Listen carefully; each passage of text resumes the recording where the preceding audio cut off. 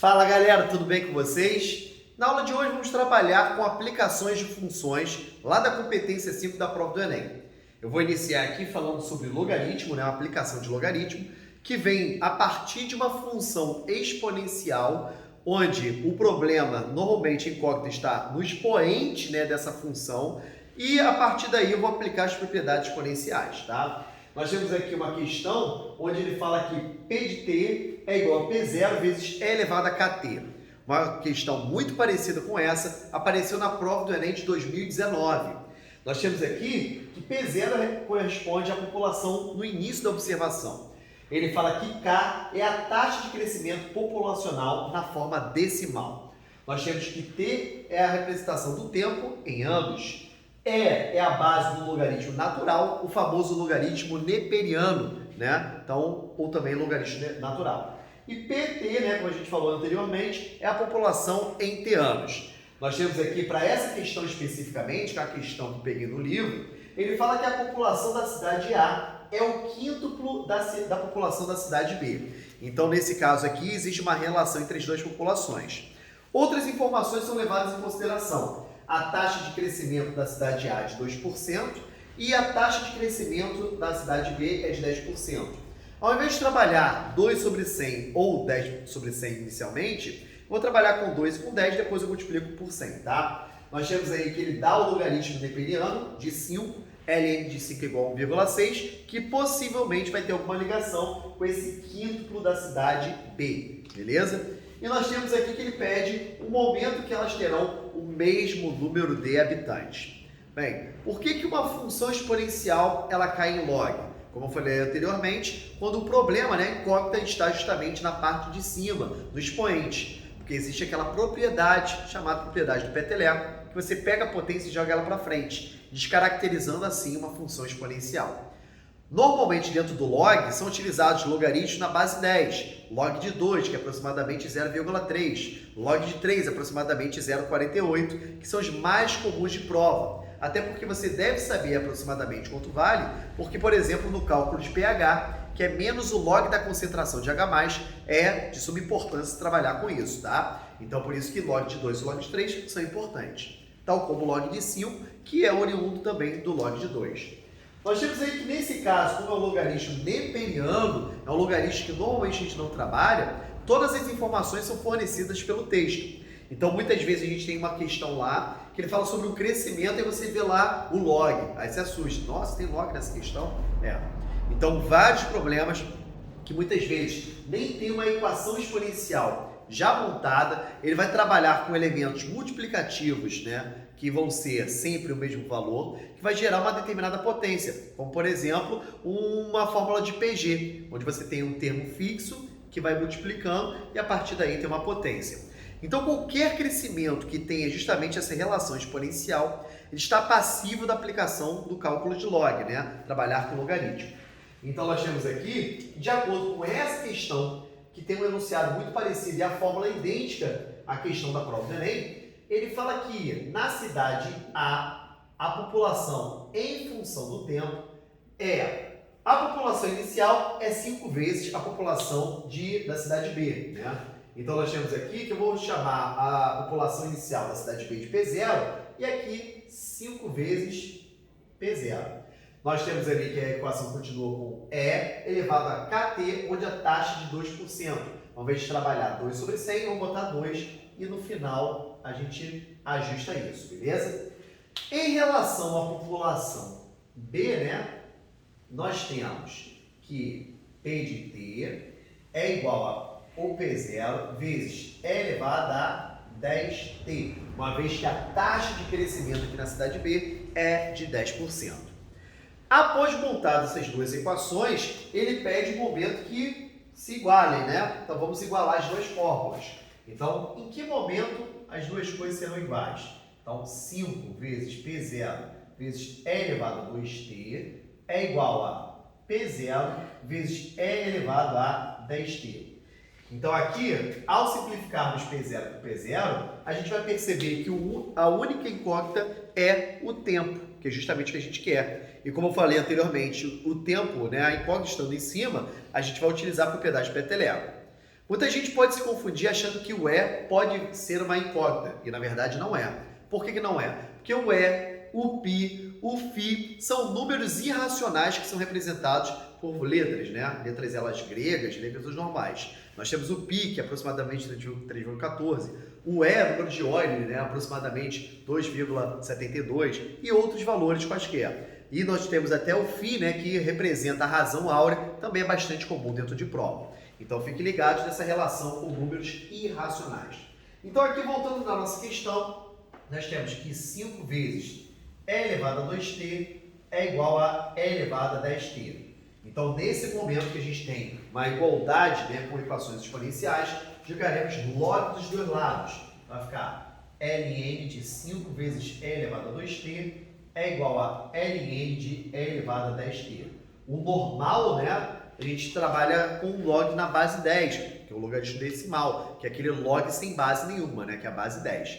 Nesse caso, como ele nos deu o ln de 5, né, e a base, nós temos aqui a referência do número de Euler, obviamente vamos trabalhar com ln de E.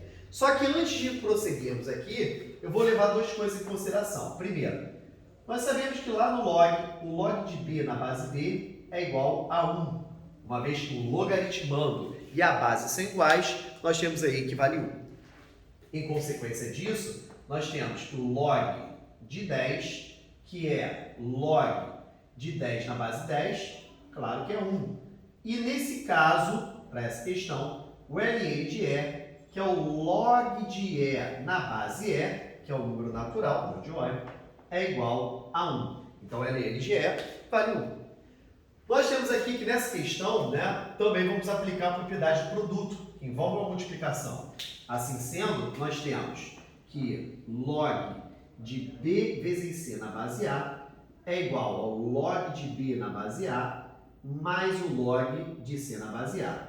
E claro, a propriedade do peteleco, log de b elevado a n na base A é igual a n vezes log de b na base A.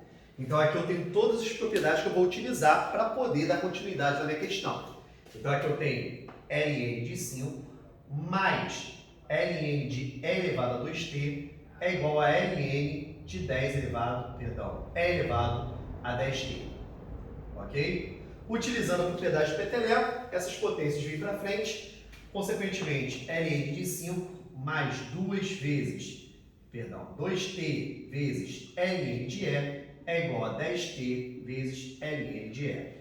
Lembrando que ln de E é o log de E na base E logo é 1, e o log de 5 ele me deu aqui. Então nós temos 1,6 mais 2t vezes 1 é igual a 10t vezes 1 também.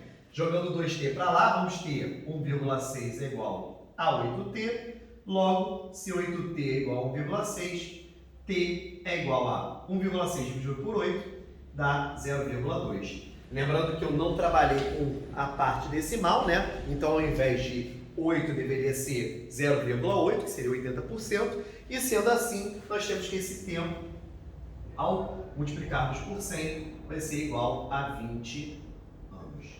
Tá? Então, por isso que ele fala aqui sobre a taxa de crescimento decimal. Então, vai gerar uma relação entre números decimais da taxa, né? Então, por isso que é porcentagem. E nesse caso aqui eu multipliquei por 100 no final para achar o tempo em anos, tranquilo? Então, um tipo de questão que é bastante comum dentro da prova do Enem, normalmente ele fala sobre populações normais, populações de bactérias, crescimento de bactérias, que envolve justamente uma taxa, né, que pode servir um número inteiro ou um número decimal qualquer, tá? Então, esse tipo de questão está ali na competência 5 e deve ser trabalhada com grande prioridade na prova, beleza? Então, daqui a pouco a gente volta.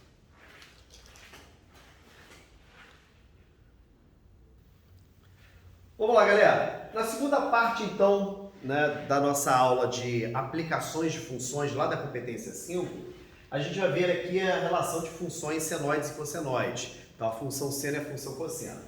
Nós temos aí que, dentro da função seno e a função cosseno, nós temos que a sua imagem, ela normalmente varia de -1 a 1, sem interferência dos agentes externos, dos coeficientes externos. Uma função senoide, por exemplo, ela pode ser do tipo y é igual a mais b vezes seno de cx mais D. Então, se essa função não tem os coeficientes A e B, ou seja, os elementos da parte de fora, não vamos ter interferência dentro do domínio. Então, do tipo, né, se eu tenho uma função y é igual ao seno de x, né, uma função básica da função senoide, essa função aqui, ela apresenta um domínio real, uma imagem que varia de menos 1 a 1 e um período que é igual a 2π. Então, a cada 2π radianos, essa função começa a se repetir. A função seno, ela começa 0, 1, 0, menos 1 e 0, e assim vai se repetindo. Já a função cosseno, ela começa 1, 0, menos 1, 0, 1. Então, existe só uma diferença em relação ao ponto de partida entre as duas funções, porém, nas funções convencionais, função seno de x e função cosseno de x, elas possuem a mesma imagem, mesmo domínio e mesmo período. Então, nós temos aqui uma primeira questão, ele fala qual o maior ou menor valor para a expressão, né, que é 42 sobre 5 menos 2 seno vezes seno de 10x.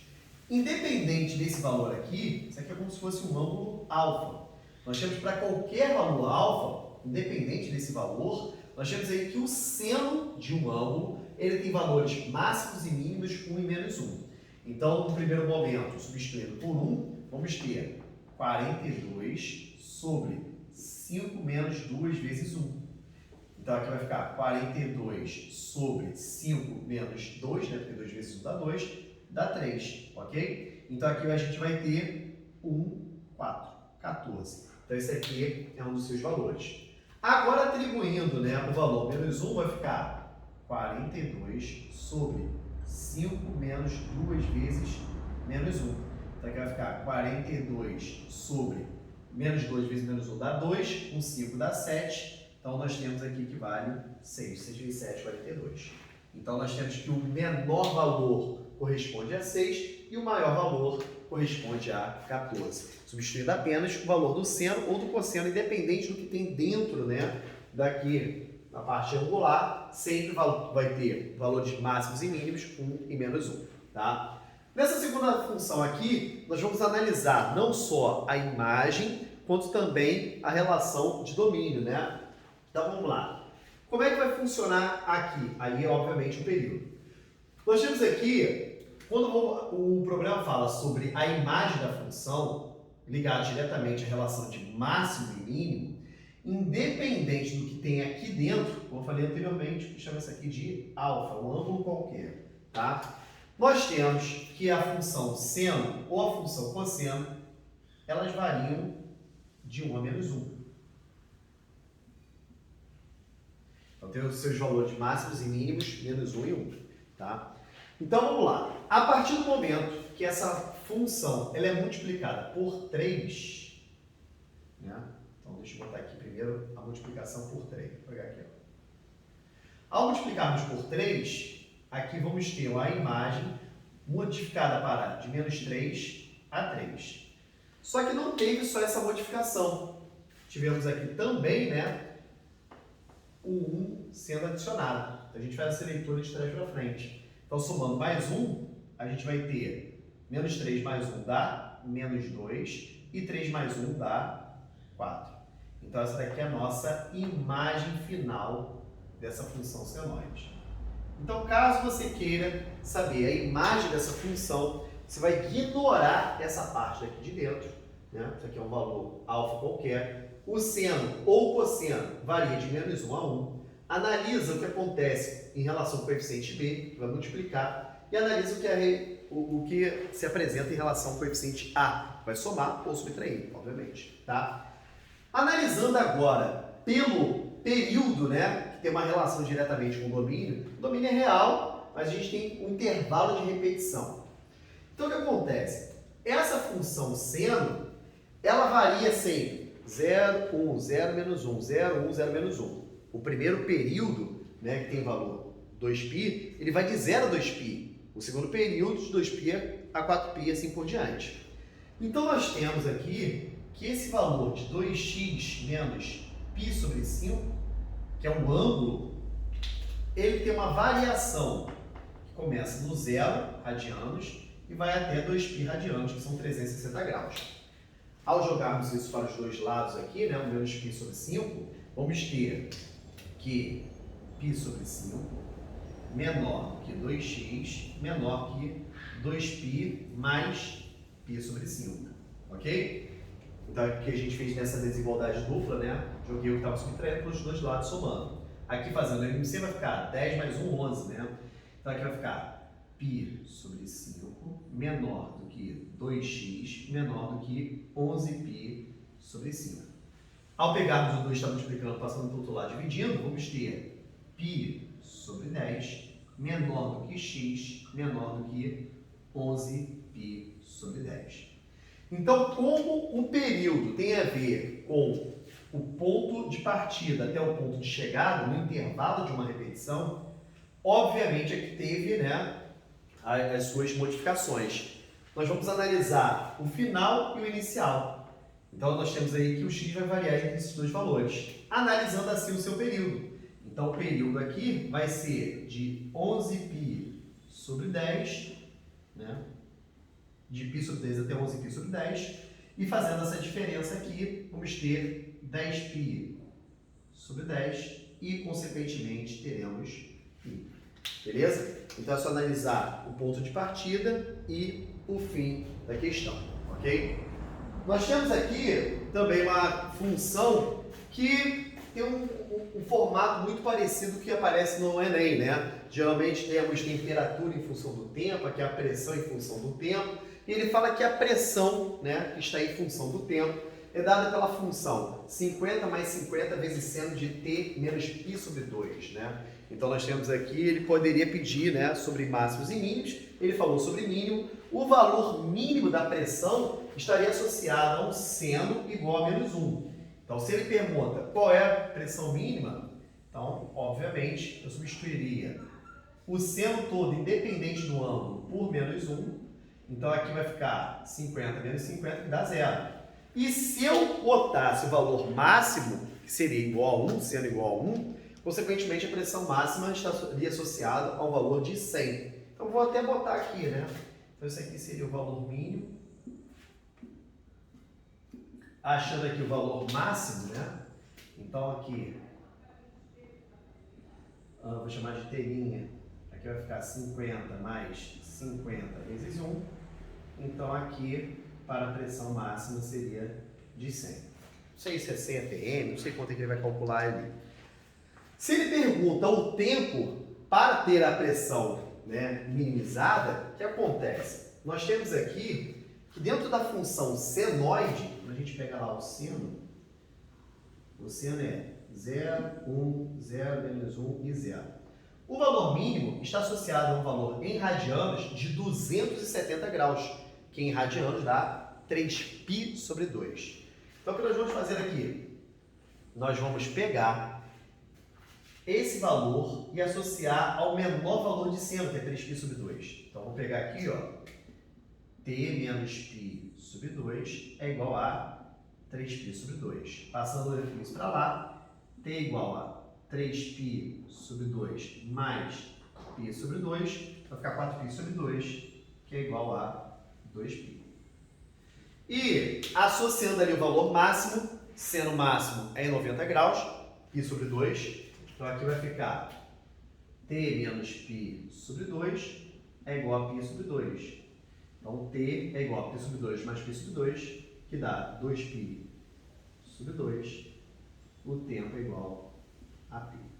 Ok? Então, é importante sabermos que essa relação de máximo e mínimo são comuns em duas funções, a função do segundo grau, função quadrática, e nas funções senoides e cossenoides. As funções tangentes, que não aparecem em prova, é porque elas variam de menos infinito a mais infinito. Então, você não consegue mensurar a relação de máximo e mínimo aqui, tá? Então, caso você tenha alguma dúvida em relação a essa parte de máximos e mínimos, basta saber, na parte de funções trigonométricas, senoides e cossenoides, o seno, né, independente de valores externos, varia de menos 1 a 1, tem domínio real e o período variando de 0 a 2π. O período é igual a 2π radianos, tá? E esse período pode ser modificado justamente apenas por esses dois elementos. Na verdade, por esse elemento aqui que é o C. O período da função senoide e cossenoide é 2π sobre o módulo de C. E C é o cara que está associado ao x, beleza? Então, no próximo quadro, a gente vai continuar essa parte de funções.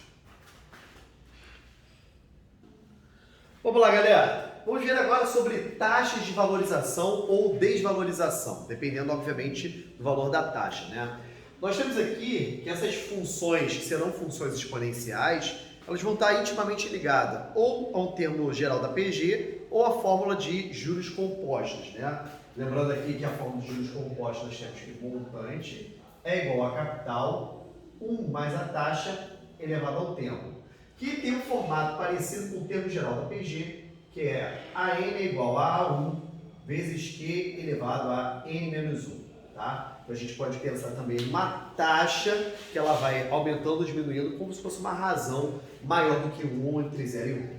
Então vamos supor aqui no nosso primeiro exemplo, né, que eu comprei um carro no valor de 40 mil reais, tá? Só que quando você tira o carro da concessionária, obviamente nós temos aí que ele vai desvalorizando com o tempo. Quando a gente fala sobre essa taxa de valorização e desvalorização, que nesse primeiro caso vai ser uma desvalorização, nós temos aí que pode ser anual, né, a cada 2 anos, a cada 3 anos e assim por diante. E dependendo se não for de período em período, se for a cada 2 ou a cada 3, vai gerar uma fração no denominador. Então daqui a pouco eu vou falar disso com vocês. Então nós temos aí, vamos supor que a taxa de desvalorização seja desvalorização de 10% ao ano. Então, uma taxa de desvalorização de 10%. Tá um pouco barulho aqui? Aqui, então, a taxa de desvalorização é de 10% ao ano. Então, como é que a gente pode calcular uma fórmula baseando-se nisso? Nós vamos pegar aqui que o valor, né, em função do tempo, tá? Vou utilizar como referência a nossa fórmula de juros compostos, será um valor de 40 mil reais, que se eu vou perdendo 10%, ele vai valer 0,9 a cada T anos. Então essa daqui vai ser a fórmula da função exponencial que eu vou trabalhar. Ele pode dar um determinado ano, em 2 anos, quanto vai valer o seu carro? 3 anos, onde você vai substituir o valor aqui. E vai ser uma questão de função exponencial. Ou se a incógnita do problema for justamente essa potência, com certeza absoluta vai cair em log, tá? A não ser que os valores dos dois lados fiquem simétricos, valores que são decompostos na mesma base, aí não tem problema algum, tá? Vamos supor agora uma valorização, tá? Valorização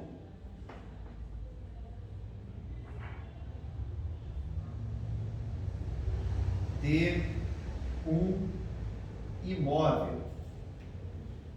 Então nós temos aqui o valor inicial é de um imóvel de 300 mil reais e ele valoriza 15% a cada 2 anos. Então agora vai gerar aquela função com a potência fracionária, como falei anteriormente. Então a valorização em função do tempo aqui será igual a 300 mil vezes 1,15 elevado a t sobre 2. Mas Vitor, por que o expoente ele é fracionário? Porque o primeiro período de valorização de 15% se dará depois de 2 anos. Quando eu jogar 2 aqui, 2 sobre 2, o primeiro período de valorização de 15%. O segundo período a cada 4, depois de 4 anos. 4 sobre 2, 2. O segundo período de valorização de 15%. Levando em consideração que sempre aqui a taxa é 1 mais ou menos, porque o 1 representa o 100%, né? Então, por isso que tem essa característica do 1, ou 0, Então, 0, depreciação, desvalorização, 1, ou até mais, valorização. Tranquilo? Beleza. Então, essas funções aqui, né, elas trabalham justamente com esse caráter de funções exponenciais que, com o tempo, obviamente, elas vão mudando entre si, tá? E dependendo da questão, você tem o uso do log justamente quando o tempo, né, é a sua incógnita. Então vamos supor que a gente tem aqui, pensando no problema, que trabalho com log, pode ser que dê errado, porque eu estou chutando os valores de cabeça, mas vamos ver aqui, tá? Então vamos supor que eu tenho aqui um imóvel de R$200.000, tá? A sua valorização, a taxa de valorização é de 28% ao ano. E eu quero saber em quanto tempo ele vai se tornar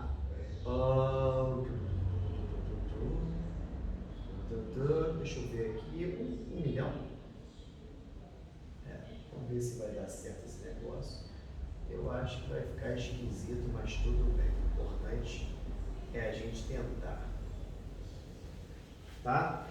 Então vamos lá. Nós temos aqui que o meu imóvel tem valor, né, inicial de R$200.000 e a sua valorização em função do tempo é de 200 vezes 1,28 elevado ao tempo. Em quanto tempo ele passará a ser R$1 milhão? R$1 milhão é igual a 200.000, 1,28 elevado a t. Pode ser que dê bom. Então vamos lá. Vou cortar 1, 2, 3, 4, 5, 6, 0, cortei 0 demais. 5, 0, 1, 2, 3, 4, 5, 0. Beleza? Então aqui a gente vai ter 10 é igual a 2 vezes 1,28 elevado a t. Então vou passar esse 2 para cá, vai ficar 5. Vamos ter 5 é igual a 1,28 elevado a t. Caímos numa equação exponencial que não se resolve, né? Porque 5, né, não dá para botar na base igual a 1,28 e 128 é 2 elevado a décima, né? Então vamos ter a presença de dois tipos de log bastante conhecidos, o log de 5 e o log de 2. Tá? Então aqui vai ficar log de 128 sobre 100 na base elevado a t. Então, vou jogar o t para frente, log de 5, já vou fazer um comentário, t vezes o log, a divisão vira subtração, tá? 128 é 2 à sétima e 100 é 10 ao quadrado. Então, esse t vai para frente dessa subtração de logs. Lembrando que o log de 5 é o log de 10 dividido por 2, que é o log de 10 menos o log de 2. Log de 10 é 1, considerando log de 2 0,3, aqui vai dar 0,7. Então aqui vai ficar 0,7 é igual a t vezes 7 vezes log de 2, 0,3, log de 10 na base 10 dá 1. Aqui vai ficar 0,7 é igual a t vezes 2,1 menos 2, dá 0,1. 0,7 igual a t vezes 0,1. Olha como é que ficou bonito. 7 anos. Então, trabalhando com uma valorização, né, de 28% ao ano, em 7 anos, meu apartamento vai valer R$1 milhão. Obviamente, a valorização é alta pra caramba, né? Tá, mas por que eu escolhi o 28%? Eu já sabia que 128 é 2 elevado à sétima, né? Então, sempre que você trabalha com funções exponenciais dessa característica, vai ter alguma coisa ligada a potências de 2, potências de 3, potências de 5 ou potências de 10, quando são os logs tradicionais, né? Então, você tem, vou pegar os maiores, 2 à quinta, 32, 2 a, que já apareceu na prova da UERJ, inclusive, 64, 2 à sétima, 128. Então, esse é muito bom porque dá para trabalhar com 0,28. 2 elevado à oitava, que é 256, dá para trabalhar com a valorização acima de 100%, 156%. 100% mais 156 dá 256, né? E a partir daí você já conhece. Ou mesmo até o 2 elevado à décima, que é bastante comum em prova, o 1024, que ele tem uma parada muito interessante em relação à parte exponencial, que 2 elevado à décima, em algumas questões, é considerada aproximadamente 10 ao cubo, que a gente sabe que é 1000, tá? Em ordem de grandeza, não faz muita diferença trabalhar com 2 elevado à décima ou 10 elevado ao cubo, tá? Fica essa dica aí para vocês. Nas potências 3, porque a gente sabe que o log de 3 é 0,48, é bastante comum trabalharmos com 3 elevado à quarta, que é 81, principalmente em desvalorização, vamos supor, algo desvaloriza 19%. Então, quando a gente trabalha com menos 19% de taxa, automaticamente isso aqui está representado por 0,81.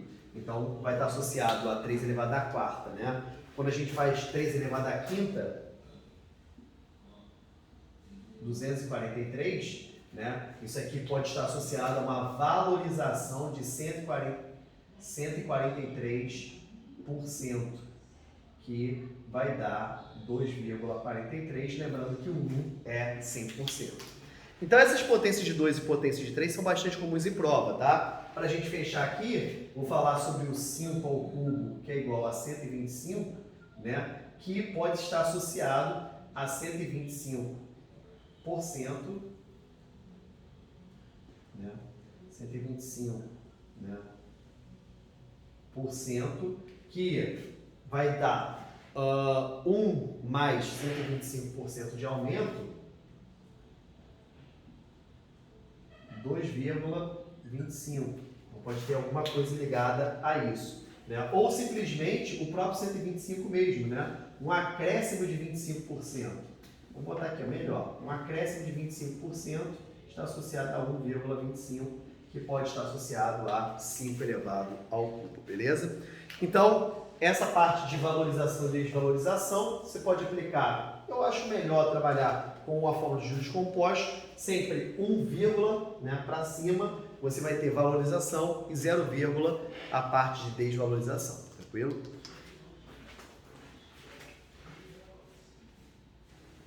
Vamos lá. Nesse último problema aqui, a gente vai ver várias coisas interessantes, né? Ele fala que o número de pessoas infectadas por uma determinada gripe é dada pela função NT, número de pessoas infectadas em função do tempo, é igual a vezes 2 elevado a BT, onde A e B são constantes. Então ele fala que NT é o número de pessoas infectadas em T dias, ele fala que A e B são constantes reais, e ele falou que o estudo iniciou com 3.000 infectados e após 2 dias esse número já era de 24.000 pessoas. Na letra A ele quer saber quais são os valores de A e de B, né? Então nós temos aqui os valores iniciais, né? A vezes 2 elevado a B vezes 0, né? Que obviamente 2 elevado a 0 dá 1. Esse valor inicial aqui, né, é igual a 3.000 infectados. Então a gente vai perceber que A vezes 2 elevado a 0, que dá 1, né? Igual a 3.000. Então a gente achou aqui o valor A igual a 3.000, que vai corresponder a justamente os infectados inicialmente. Então nós temos que após 2 dias, N2, né, vai ficar 3.000 vezes 2 elevado a B vezes 2 é igual a 24.000 infectados. 24.000 infectados. Ao simplificarmos aqui os zeros, né, vamos perceber que vai ficar 3 vezes 2 elevado a 2B é igual a 24. Passando 3 para lá vai dar 8. 2 elevado a 2B é igual a 8. Como 8 é 2 ao cubo, né, consequentemente, se 2B é igual a 3, B é igual a 3 sobre 2, ou se preferir, 1,5. Aqui lembrando que, numa equação exponencial, quando você tem A elevado a x é igual a A elevado a y, consequentemente, x é igual a y. As bases igualadas, eu posso igualar os expoentes. Então aqui, descoberto o valor de A e de B, a gente consegue calcular o número de pessoas infectadas após 16 horas, né? Uma vez que a fórmula aqui, N em função do tempo, é igual a 3.000 vezes 2 elevado a 3 meios vezes T, né? Então, aqui ficará N após 16 horas, 3.000 vezes 2 elevado a 3 meios vezes 16. Aqui eu posso simplificar o 16 com 2, vai dar 8. E 8 vezes 3, 24. Então, aqui vai ficar 16 vezes 3.000 vezes 2 elevado a 24. Meu Deus do céu, ficou um negócio grande. Então, nós temos aqui N 16 é igual a 3.000 vezes 2 elevado a 24. Aqui, para ficar melhor os cálculos, né, o que eu posso fazer é botar 2 elevado a décima, 2 elevado a décima e 2 elevado a quarta. Até para a gente ter um valor mais ou menos, né, aproximado. Porque aqui vai ficar 24, né? Então, o N 16 vai ficar 3.000 vezes 1.024 vezes 1.024 vezes 2 a quarta, 16, tá? Se ele quisesse o valor aproximado, né? Tal como a gente pode aproximar ele na letra C também, aqui a gente pode utilizar como referência que 2 elevado a décima é aproximadamente 10 ao cubo. Então, para ficar um negócio até mais bonitinho. Então, N em 16 horas é aproximadamente 16 vezes 3. 3 vezes 6, 18 igual 1, 48. Então, aqui tem 3 zeros, aqui 3 zeros e aqui 3 zeros. Então, nós teremos 1, 2, 3, 4, 5, 6, 7, 8, 9. Tá? Então, nós temos aqui 48 bilhões de infectados. Meu Deus do céu, é um negócio muito grande. Gostei de ver. Deixa eu só ver se eu não fiz besteira nas minhas contas. É isso aí.